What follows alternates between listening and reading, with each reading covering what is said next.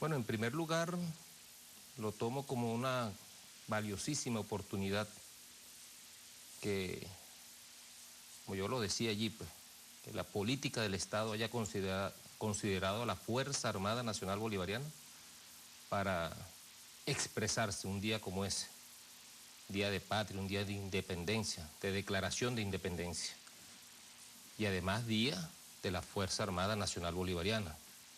Yo lo decía allí, no es muy común ver un soldado en situación de actividad en esos espacios, pero retrotrayéndonos a la historia y yéndonos específicamente al día histórico 5 de julio de 1811, allí hubo una conjunción importante. Si bien es cierto un hecho cívico de presión de la soberanía popular a través del Congreso Constituyente de 1811, bueno, también estaban rondando por allí militares de alto calado, ¿no? Simón Bolívar, José Félix Rivas, Miranda. Y bueno, ¿y por qué no resultar propicio encontrarme allí a pronunciar algunas palabras, algunas reflexiones, que fue esencialmente donde me centré, en nombre de la Fuerza Armada, para exaltar uno de nuestros principales valores, que es la independencia nacional, y el papel protagónico que ha realizado la Fuerza Armada Nacional Bolivariana históricamente desde aquel momento, y lo que viene haciendo en el presente en proyección hacia el futuro. Al comienzo de su discurso, usted señalaba lo siguiente: quizá allí esté la respuesta de ver a este humilde representante de la Fuerza Armada Nacional Bolivariana aquí, es decir, en la Asamblea Nacional, entre ustedes, producto del retorno de la verdadera política que el Estado revolucionario ha imprimido a la dinámica nacional. ¿Cuál es esa verdadera política? Es la política a la cual se refería muchas veces el presidente Chávez, desde esa misma tribuna, haciendo llamados a los actores políticos de la vida nacional para construir una Venezuela bajo las premisas que nos deben unir. Una de esas premisas precisamente es la independencia nacional y la paz.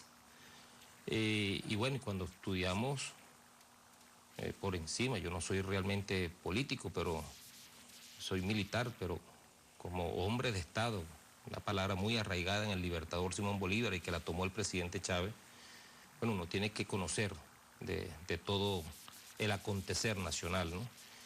Y decía que, tomando las palabras de él, mi presencia allí quizás obedece al retorno de la verdadera política, porque él decía que una de las cosas más grandes que estaban sucediendo en el país era el retorno de la política.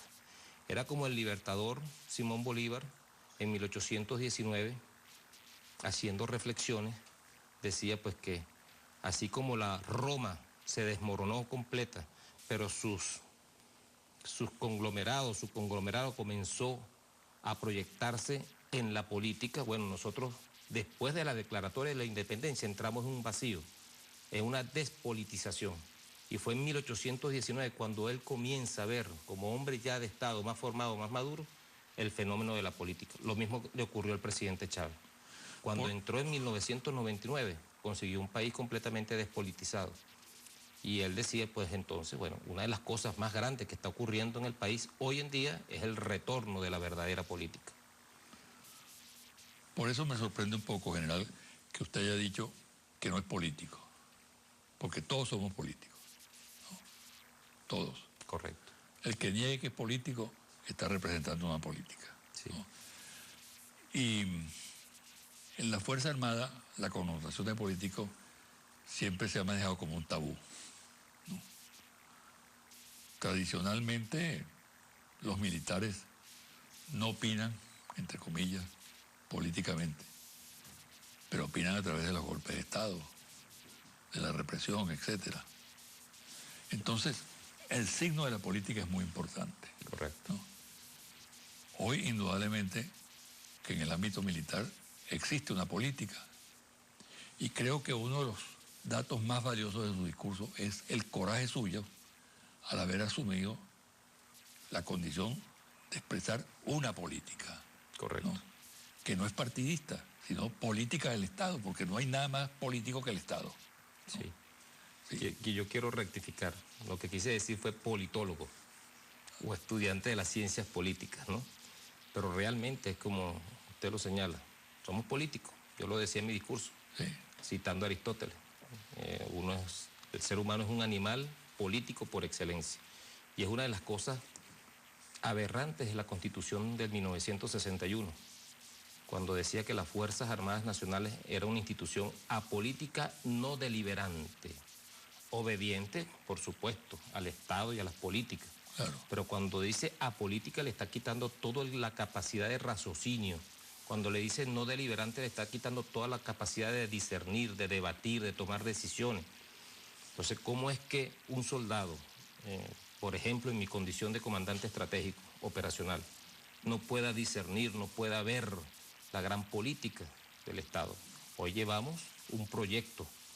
¿Usted no cree que, perdón que interrumpa, usted no cree que esa concepción que está presente en la Constitución del 61 y que tácita o expresamente está en la mayor parte de los ordenamientos jurídicos de distintos países, obedece en el fondo una especie de desprecio por el hombre uniforme?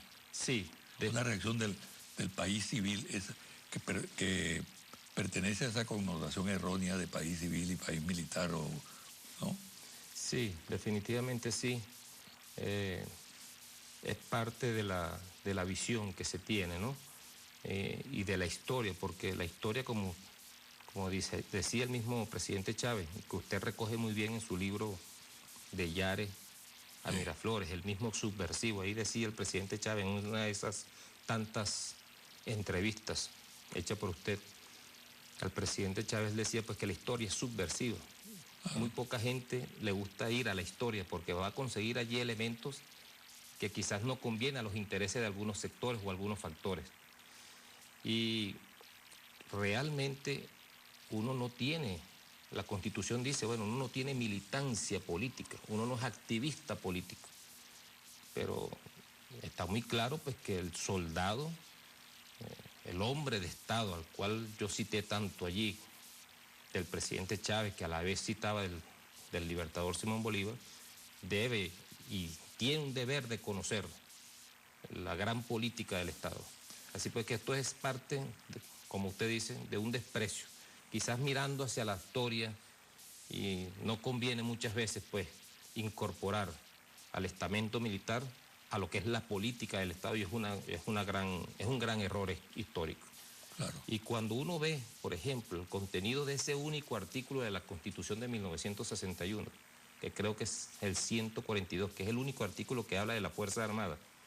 Hoy en día tenemos un capítulo completo que habla de la Fuerza Armada. Decía pues que la Fuerza Armada es una institución apolítica, no deliberante, y que tiene como misión garantizar la estabilidad de las instituciones democráticas, de la Constitución.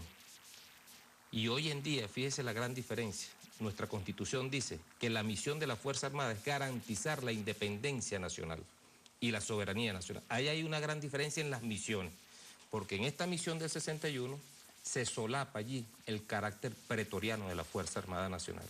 Correcto. El carácter pretoriano, si lo leemos muy bien, entre líneas. Fíjese usted que la mayor parte de la crítica al discurso suyo y a su presencia en la Asamblea Nacional tiene esa característica.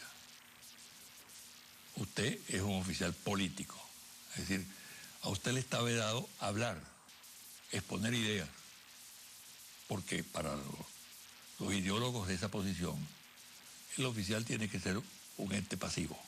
Sumiso. Y para tenerlo capturado, secuestrado, ¿no? Hasta que se le va de la mano y no se crean situaciones excepcionales, ¿no? Correcto. Sí, es parte de esa filosofía de lo que es el control civil de la Fuerza Armada. Pero definitivamente vivimos un tiempo distinto. Claro. La Revolución Bolivariana transformó todo eso, una nueva visión de Estado donde se incorporan todos los factores de poder para la construcción de la paz, la construcción de la felicidad, ahora con la construcción de una Venezuela potencia. Y bueno, los militares con nuestra humildad, porque nosotros no tenemos intención de estar usurpando ninguna función de ninguna especie. Nosotros nos debemos a la defensa militar para garantizar la independencia y la seguridad de la nación. Pero también hay mucho talento, lo decía el presidente Chávez en su toma de posesión en 1999. La Fuerza Armada, el talento que hay dentro de la Fuerza Armada, tenemos que ponerlo al servicio de la nación. Y no es la mirada militarista, como se pretende ver. Es la mirada integradora de todos los factores para construir y refundar una nueva república. Pero es una visión estática, ¿no?, que permanece en el tiempo y que es utilizada aviesamente en muchas ocasiones. Por ejemplo, yo creo que hay una expresión de la Fuerza Armada, particularmente en la región latinoamericana, que es la fuerza pretoriana, represiva, prácticamente fuerza de ocupación del país. Pudiera encarnarla una figura como Pinochet, ¿no? Y una respuesta a eso es la política bolivariana de la Fuerza Armada Nacional. Así es. ¿No? Que es una innovación. Así es. Y que representa una negación absoluta del despotismo militar, de la militarización del país. Todo lo contrario, ¿no?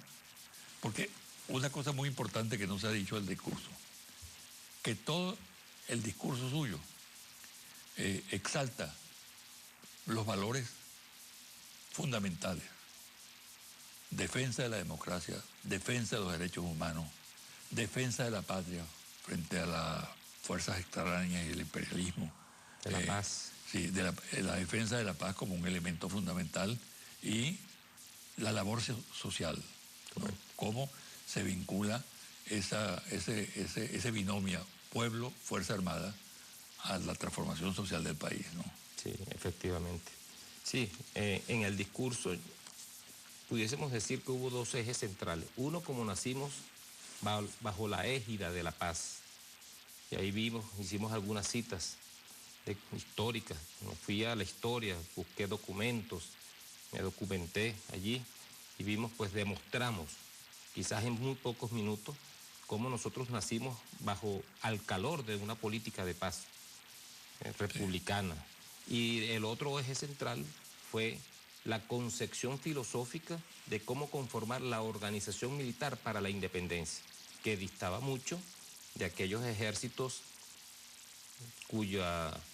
de la Europa, pues, que convertían sus ejércitos en ejércitos de ocupación, de invasión, y convertían al soldado en satélite de la tiranía. Muy lejos de ese modelo, nosotros concebimos nuestro propio modelo. Y es así como cuando a nosotros nos correspondió proyectar la independencia extraterritorial, bueno, nosotros lo hicimos fue con la idea de forjar libertades y de liberar los pueblos oprimidos por el yugo español de entonces. Eso que llamó Andrés Eloy Blanco, que el ejército venezolano es un invasor de inversa ley, porque generalmente los ejércitos salían a conquistar, a cometer actos de rapacidad, sí, etcétera, y el ejército venezolano siempre estuvo en la línea de liberar realmente a los pueblos, ¿no? Y eso es lo que hemos retomado de hace 15 años para acá. La verdadera esencia republicana, genuina, nuestra propia génesis. A eso nos llevó el presidente Chávez, a buscar nuestras raíces. Y esa es la base de la filosofía de la defensa nacional hoy en día, del pensamiento militar venezolano. Vamos a hacer una pausa, general. Y al regresar, hablemos un poco de algo que usted también menciona, que la Fuerza Armada hoy en día no es Montanegra, ni es la reserva de conspiraciones. Correcto. Está bien.